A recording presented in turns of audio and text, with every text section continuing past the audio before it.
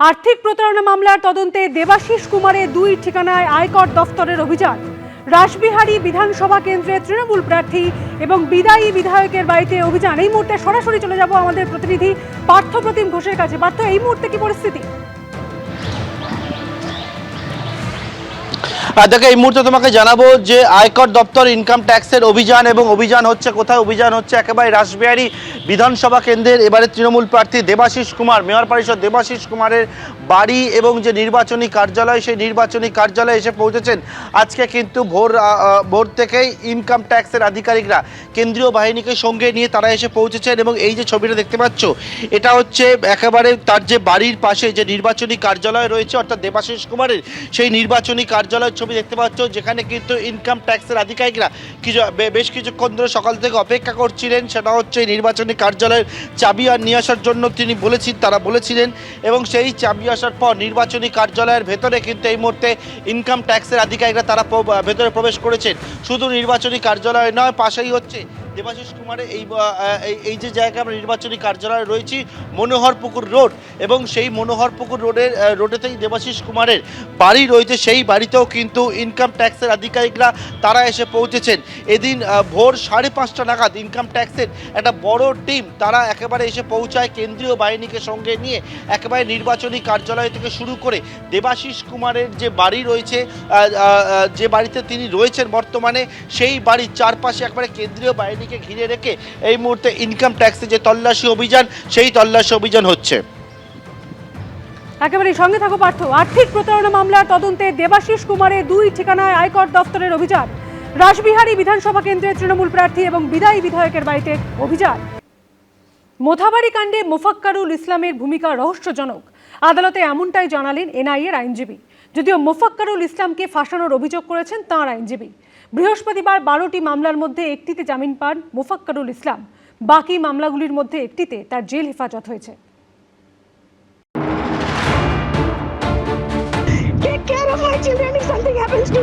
ঘন্টার পর ঘন্টা বিডিও অফিসে বিচারকদের আটকে রাখা, রাস্তায় তাদের গাড়িতে হামলা। মালদার মোথাবাড়ির এই ভয়ঙ্কর ঘটনায় ধৃত 49 জনকে বৃহস্পতিবার তোলা হয় এনআইএর বিশেষ আদালতে, যার মধ্যে ছিলেন মোফাক্কারুল ইসলামও। বৃহস্পতিবার শুনানিতে এনআইএর আইনজীবী বলেন, মোফাক্কারুল ইসলামের ভূমিকা রহস্যজনক, তাকে জেরার প্রয়োজনীয়তা আছে। মোফাক্কারুল ইসলাম তিনি একজন অ্যাডভোকেট, এবং তিনি যে বক্তৃতা দিয়েছিলেন ওনার অ্যাডভোকেটরা বলেছেন যে এটা ঠিক হয়নি। বিচারকদের ওপর আক্রমণের রাতে বিশাল জমায়েতের সময় একটি ভাইরাল ভিডিওতে দেখা যায় এই মোফাক্কারুলের পাশেই দাঁড়িয়েছিলেন অতিরিক্ত জেলা শাসক এবং অতিরিক্ত পুলিশ সুপার। মোফাক্কারুলের কথায় বিক্ষোভকারীদের সঙ্গে কার্যত রফা করছিলেন তারা। এখানে আমাদের এডিএম সাহেব আর এসপি সাহেব আছে, আর একটা চাপাচাপি করে কি রেজাল্ট বের হলো শুনবি না নাকি তোরা?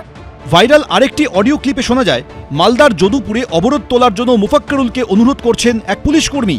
হ্যালো, হ্যাঁ মোফাজ্জল সাহেব আছেন? বলছি সুজাপুরে যেটা তো মিটমাট হলো, এবার যদুপুরের লোকজনের আপনার প্রতি অগাধ বিশ্বাস, এবং ওনারা আপনার কথা শোনার পরেই ওনারা রাস্তা অবরোধ তুলবেন। একটু কাইন্ডলি কথা বলে নিন ওনাদের সাথে।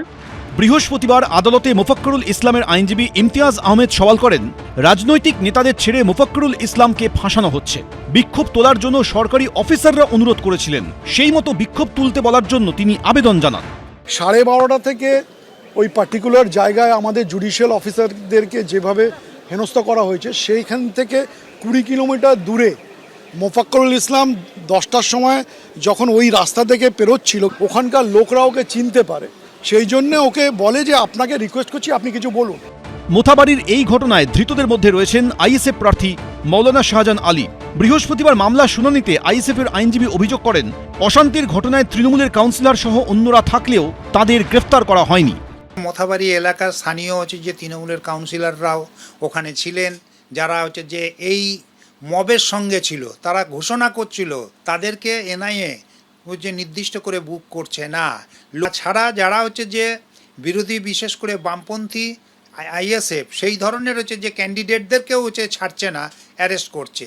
যদিও ক্যান্ডিডেট যে ওই স্পটে ছিল না। আমাদের দল দেখবে কোনো কিছু চাপিয়ে দিয়ে নির্বাচনে শক্তি প্রয়োগ করে, ক্ষমতা প্রয়োগ করে নির্বাচনে যদি জেতার চেষ্টা হয়, আমি বারবার বলছি বাংলার মানুষ প্রতিরোধ করবে। মানুষ তার নিরপেক্ষ রায় দেবে, মানুষ তার পবিত্র ভোটাধিকার প্রয়োগ করবে, সেখানে যা রায় হবে মাথা পেতে সবাই নেবে, এটাই গণতন্ত্রের নিয়ম। বৃহস্পতিবার আদালতে তোলা হলে মোফাক্করুল ইসলামদের বিরুদ্ধে স্লোগান দেন আইনজীবীদের একাংশ। আবির দত্ত ও রুমা পালের রিপোর্ট, এবিপি আনন্দ। নন্দীগ্রামের দুবারের তৃণমূল বিধায়ক, বর্তমানে পাঁশকুড়া পশ্চিমের বিদায়ী বিধায়ক, কিন্তু এখন আর দল তার খোঁজ নেয় না। এবিপি আনন্দকে দেওয়া সাক্ষাৎকারে নন্দীগ্রাম আন্দোলনের সন্তানহারা ফিরোজা বিবির গলায় এক রাশ অভিমান। নন্দীগ্রাম আন্দোলনের সময় খবরের শিরোনামে উঠে এসেছিলেন শহীদের মা ফিরোজা বিবি।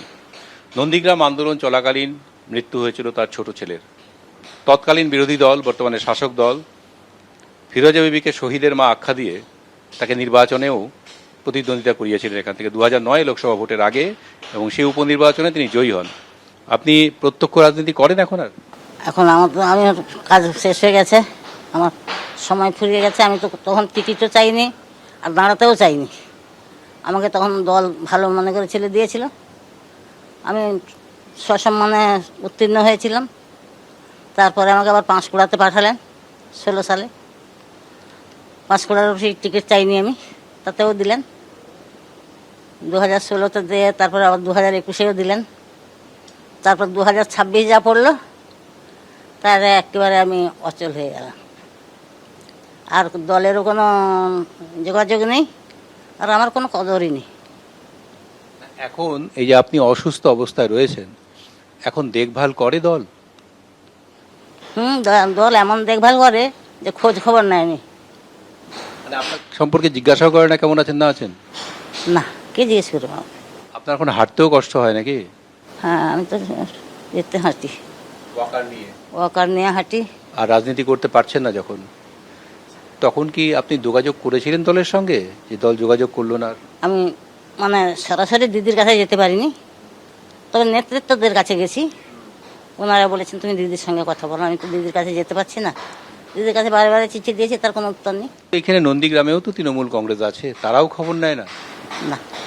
আপনার এটাকে পীড়া দেয় না, কষ্ট দেয় না যে যাদের জন্য আপনি এতটা করলেন, ছেলেও হারালো, ওরা একসময় আপনাকে খুব গুরুত্ব দিল, আজকে একেবারে ভুলে গেল? আর পীড়া দিলেও করবো কি, আমার ভাগ্যে ছিল। হসপিটালে থেকে এলাম, কোনো খোঁজ খবর নেই দলের। এখন আপনার কি কখনো মনে হয় যে সেই সময় তৃণমূল করে যাওয়া, এই সমস্ত করাটা সেই সময় ভুল ছিল? আজকের দিনে দাঁড়িয়ে মনে হয় সে সময় ভুল ছিল না। সে সময় জমি জায়গা বাঁচানোর জন্য মানুষ বেরিয়েছিল, আমিও বেরিয়েছি তখন। যে সম্মান, যে সহযোগিতা যা পাওয়া উচিত ছিল এই সময়ে এসে, অসুস্থ অবস্থায় এসে, সেইটা আর পাওয়া গেল না। আমার দরকারও নেই কিছু, আর কি বলবো। আপনার অভিমান হয়েছে?